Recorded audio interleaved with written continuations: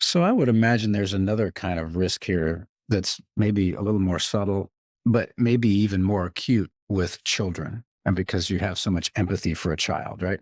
And that is, do you ever have a hard time managing the fine line between getting enough involved to help solve this patient's problem, but without getting so involved that you lose your objectivity uh, because you care so much for this child?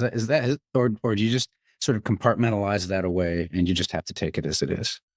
I think the key term is compartmentalization. And I think there's a lot of other professions that have to do that as well. It is a skill you have to have, particularly if things are going badly.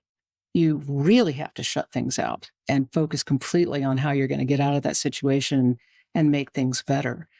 But I learned, and I think you learn with time and with the right kind of role models showing you how to do this, that it's not either or. You can be completely compartmentalized about the task at hand and what you're doing medically and still be very attached to the patient and empathetic with the patient. You can't cross that line beyond empathy um, to become personally involved in a way that would be a detriment. I think that's what you're asking. And that comes with practice. It really does. Yeah, I see. How do you learn to recognize when you're at risk of crossing that line? Because I would think you actually could perform less than optimal if you cross the line and you get more emotionally or personally involved, right? Yeah, the stereotype of surgeons is sort of being cold and aloof and all that. I think is actually particularly true early in your training because when you're learning how to do this, you have to figure out how not to hurt the patient. And if that means that you have to back off a little bit personally, you do. There were years, for example, that in the operating room, which, you walk in as a surgeon, I mean, you've met with the family, you've met with the kid, you know their name, you know what they look like. But when you walk in the operating room, they're draped, right? You can't see their face. And most surgeons, especially early on, rarely go into the room when the patient's making that transition from being awake to being asleep and being ready for surgery. And it took me a very long time to be able to take my focus a little bit off of just where I was operating to where that I was operating on Jimmy.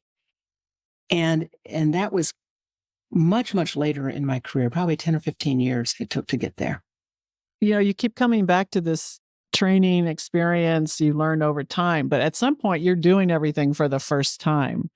And so what protocols or tricks of the trade or approaches do you learn to do, when you're doing all this for the first time? Because that's an extra, angst moment, if you will. So the actual learning the operation, it really is that 5-year apprenticeship for general surgery, where you're basically doing it with someone who's teaching you to do it. You're actually doing the procedure. So it's sort of as if you're flying the plane and the experienced pilot is the co-pilot.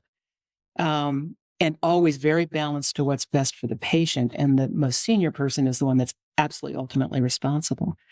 So by the time you finished your 5 years of training, you have probably done the vast majority of the routine cases multiple times. And you've learned and been tested on all of the things that might go wrong or could go wrong, or anatomic differences or things that might be a problem.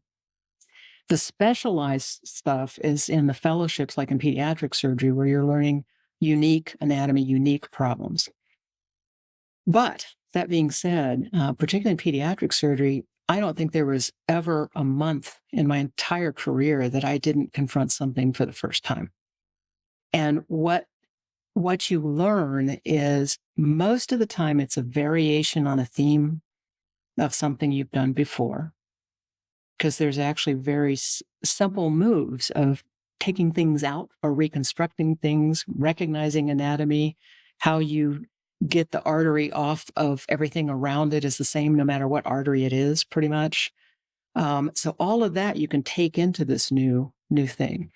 The other thing I did, and honestly, from my friends, I learned about the pilot's SOP, standard operating procedure. And for myself, and as a teacher, I developed those for every case, and I particularly developed them for cases that were unusual or I didn't do very often, or if I was doing them the first time. So I really wrote down every possible step from everything I could read, everything that might go wrong, and how I was going to manage it. Sounds eerily familiar to or similar to landing on an aircraft carrier. I mean, the first time you do it, you've got all kinds of supervision. You got somebody in your back seat, maybe, and you got people watching you. You still have to do it, and it's really scary as hell. And even though you get used to it, every one of them's different. And I'm sure you had the same. Every surgery has to have its own unique thing that, even as you're teaching it, especially as you're teaching it, you have to recognize and deal with it before it gets out of hand. I think so. And, I've actually, and we've used a lot of pilot analogies in surgery over the last particularly 20 years, and some of them are very good and some of them are not. But the one I do think is true is like a general surgeon. At the end of your 5 years, you are like a very professional commercial pilot of like a 707, right? If you're a pediatric surgeon, you are still a commercial pilot, but of a highly technical train. So it's transatlantic or whatever.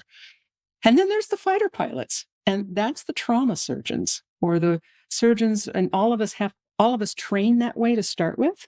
Every once in a while, you have to return to the training of being a fighter pilot. So if you're in the middle of something and you're about ready to crash, you stop all of the routine stuff and go straight into damage control, get out of this.